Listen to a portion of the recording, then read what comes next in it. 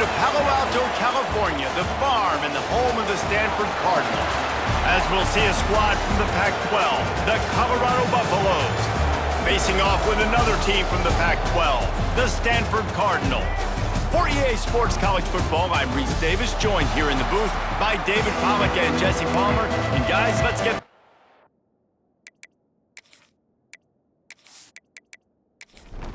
Stanford about to tee it up to get this one going.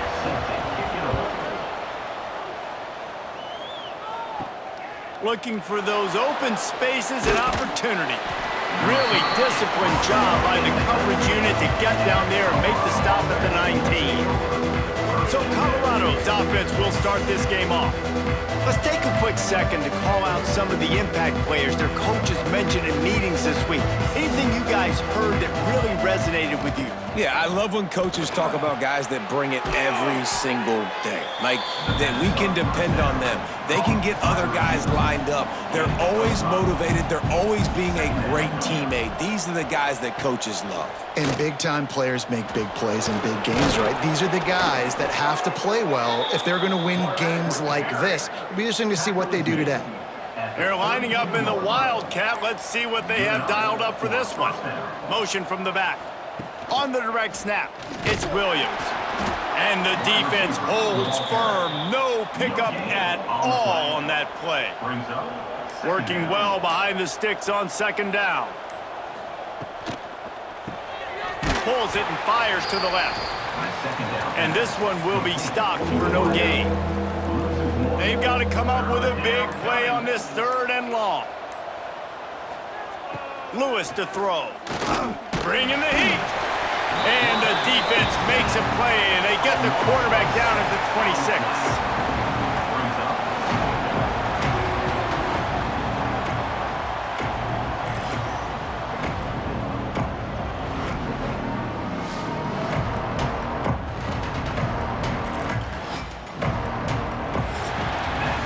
We've reached the end of the first quarter, and it has been a defensive battle, and the stats tell the tale so far.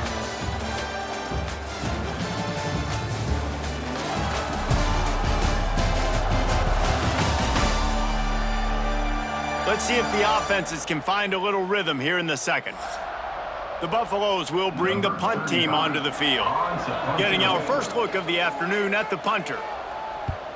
Sends his first one of the day on its way, and that matches the number of appearances he had in that win last week. And the returner could find no daylight. He goes down. So Stanford's offense will get the ball for the first time.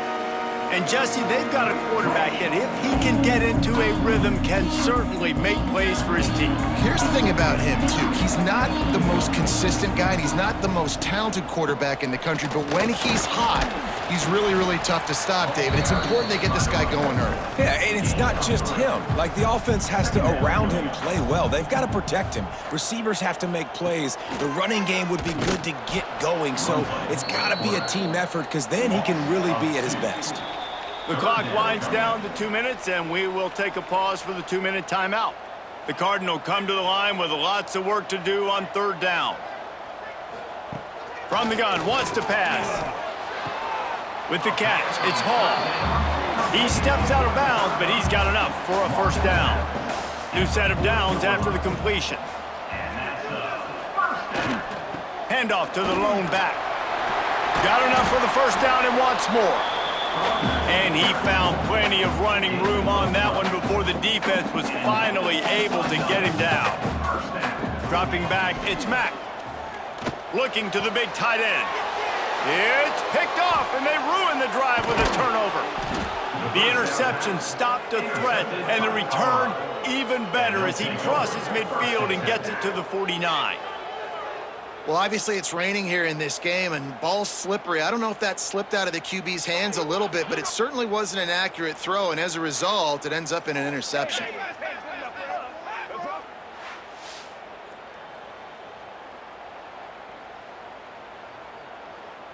Plenty of time left in the half here as they take over, but they will want to be efficient here in the final 2 minutes. Use the play fake, now to throw. Unloads to the wideout. Finds a man on the left. And he's brought down after a nice gain. This freshman quarterback is slinging it out there to pick up that first down. On the move, it's Dickens. And he never had a chance, just stopped cold as soon as he got it. The offense will have to use its first timeout of the half. So now it's 2nd and long. Wants to go up top. Snagged out of the air. And a good job of coverage by that defense, just a short pickup. The offense quickly calls timeout to stop the clock. It'll be 3rd and long. From the gun, wants to pass. Throws to the tight end. Got a man in the middle.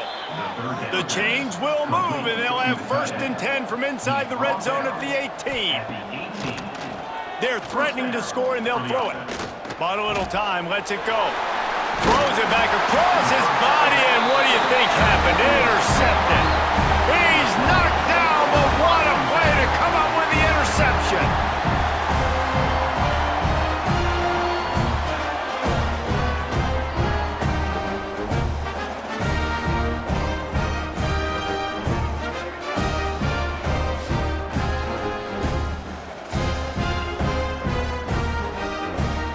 Here we go. They'll try to get something on the board here in the final minute of the first half. Looking downfield, it's Mack. Floats it out in space. Not much working there. It'll be 2nd and 9. One more snap coming before juice boxes and orange slices. 2nd down, they'll go to the air. Under fire. Pressure's there and he lets it go. Pass is incomplete, and that's going to do it for the first half. That's the end of the 2nd quarter. That means it's time to join Kevin and our halftime update. Guys, after seeing that, sign me up for another 2 quarters there in Palo Alto.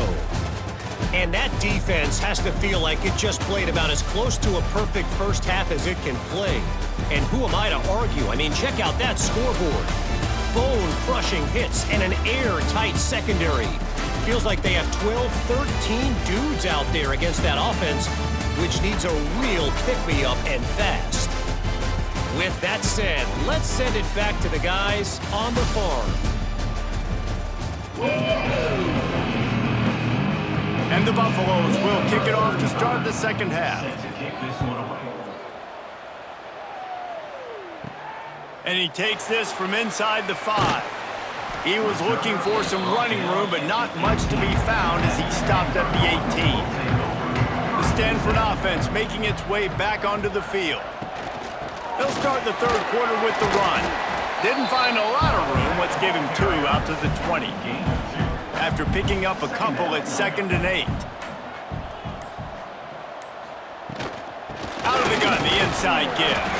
Into the pile, maybe got one. He stopped at the 21. Stanford to the line on 3rd and long. From the gun, wants to pass. Under fire. That's caught. It's Hall. They'll make the stop about 3 yards short of the first down. Stanford lines up to punt it away.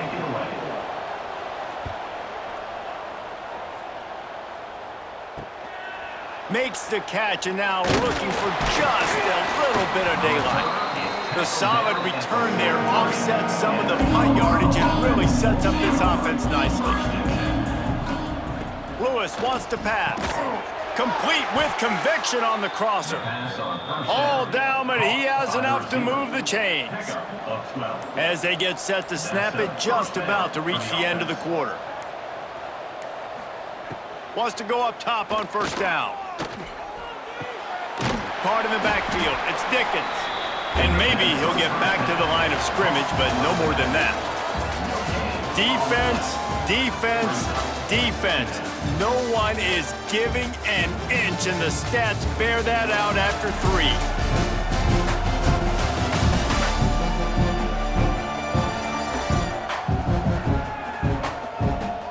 It's easy to think back to 2014, Wake Forest, Virginia Tech, the last time we had a game go into overtime as a scoreless tie. Let's see if that's the way this one goes as we start the 4th. Grabbed in the backfield, it's Dickens. And that one looked great on the grease board, but when they blow it up like that, the defense is going to win every time. On 3rd and long, he's going to have to throw for it. How about a little rhythm that you can tap your toe to on that throw and catch for the first down? And the Buffaloes look to keep this drive humming. Finds a little space. Turning on the Jets. Touchdown, Buffs! And they've moved out front here in the 4th. We finally get some points on the board. The defense has been dominating the day. Unbelievable job. 3 quarters of shutout football. Now finally some points on the board. Let's see where this goes now once you've created some momentum.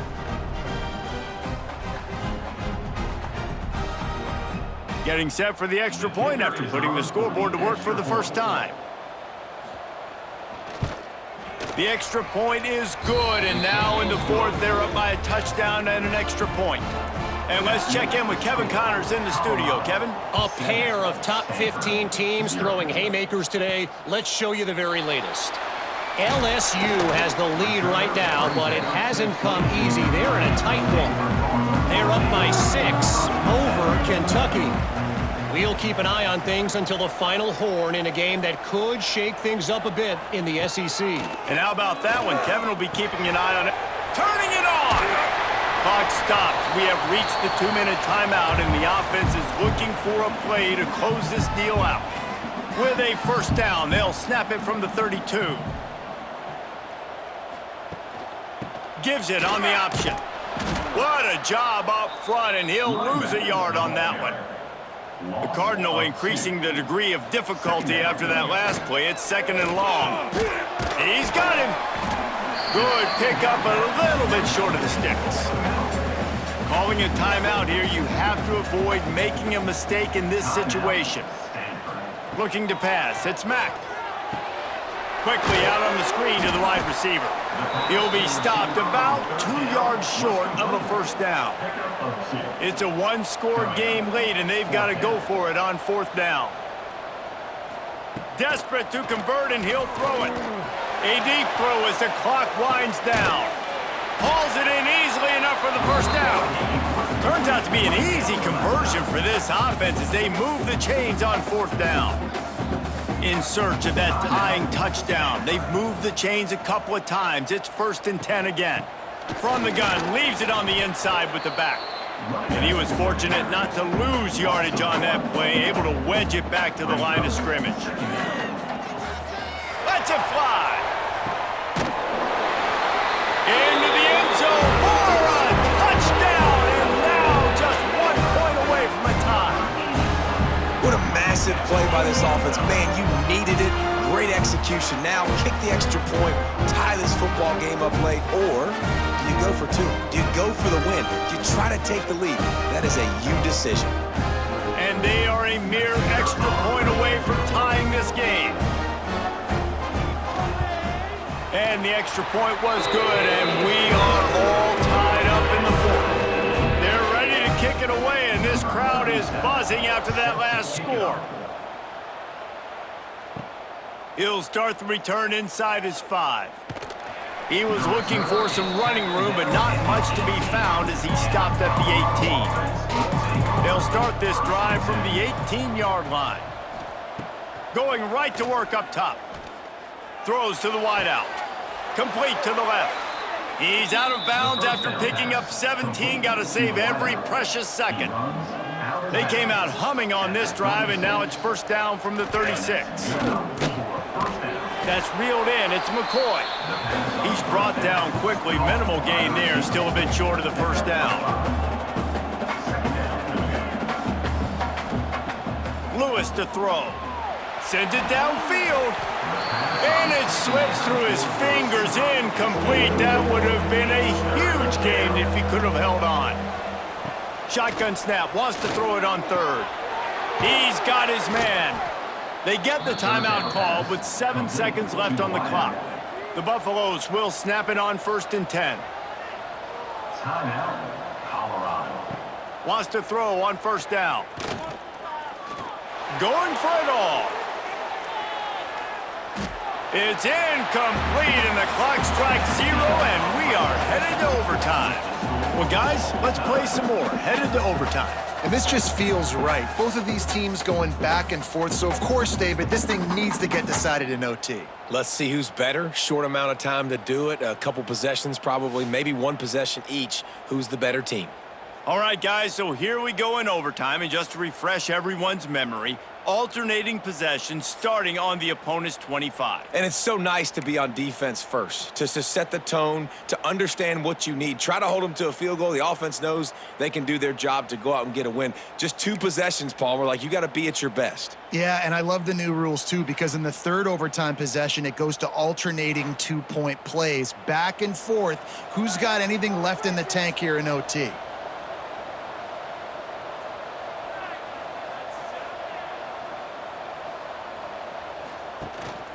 The give from the gun.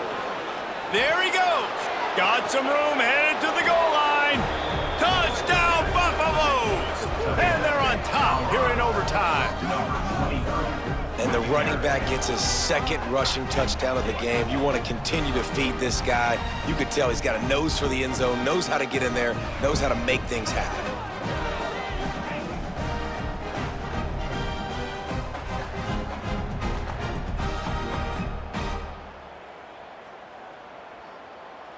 The all-important extra point would push this lead to 7.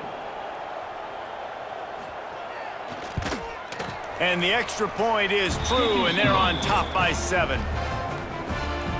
That makes the score Colorado 14, Stanford 7. Now on first down, they need to answer with a touchdown. Back to pass, it's Mack. Fires to the wideout. And the physical play there forces the incompletion on first down. Behind the chains now on 2nd and long. They'll throw again after the incompletion. Under pressure, and down he goes at the 33. Man, it didn't take long for the defense to get home on that play. You see them playing man coverage in the back end, slowing down the routes from the receivers and the rest of the offense. That forced the quarterback to have to hold on to it for just a split second longer, and they were able to get the sack. 4-down territory in overtime, and they need to pick up a 3rd and long here. On 3rd and long, a check down would be the last resort. Fires toward the end zone. And good coverage there to knock it away and deny the score. The tension, the intensity, the drama, the offense steps to the line on 4th down in overtime. Got it! Touchdown, Cardinal! They got it in the end zone. Now a decision to make with the point after. On these critical 4th downs, as a quarterback, you've got to find your best matchup, and they didn't just get the first down. He had his guy one-on-one. He took a shot, and it pays off for a huge score.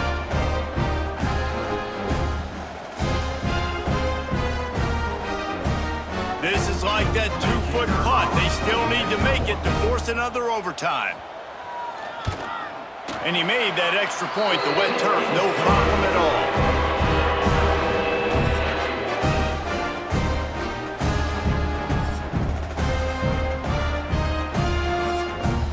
Here in the 2nd overtime, they'll snap it on 1st down. Handoff from the gun. Finds a little bit of room. Give him a couple down to the 23. Picked up 2 yards on that last one. They need 8 on 2nd down. Gonna run it. It's Bates. How about that defense getting back there? He'll lose a couple. Staring at a 3rd and long here in this first overtime possession. Looking to throw, it's Mack. Unloads to the wideout. Soft spot in the middle. The tackle is made, but he's got it 1st and goal from the 6. He'll keep it himself. He'll be brought down at the 5-yard line, and this defense is on its heels. 2nd and goal for the offense.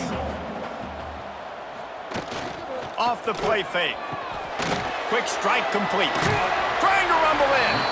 Crisp execution in the passing game, and they've got it down to the 3.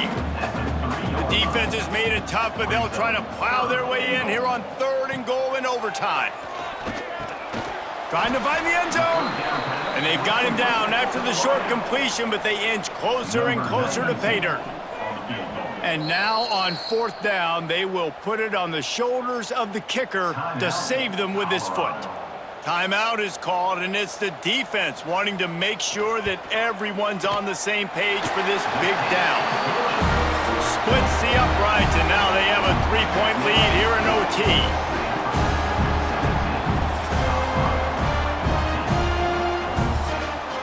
Down by 3, it's their turn here in overtime. A touchdown will win it. Here's 1st down. They'll send the back in motion. Wasting no time throwing on this drive. Grabbed behind the line, it's Dickens. And they pick up just a few on that completion. Empty backfield, 5 wide receivers on 2nd and 6. Back to pass. Unleashes one deep. That'll do it! A double overtime touchdown to walk it off!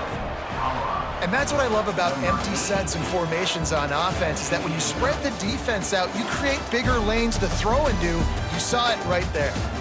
It always comes down to a few key plays in a game like this, but to lose in overtime, just an absolute kick in the gut. It's a kick in the gut, and you remember those exact plays, Reese. The things I could have done a little bit better, or the ball could have bounced my way. Just a few of those little plays make the difference in winning or losing the ball game.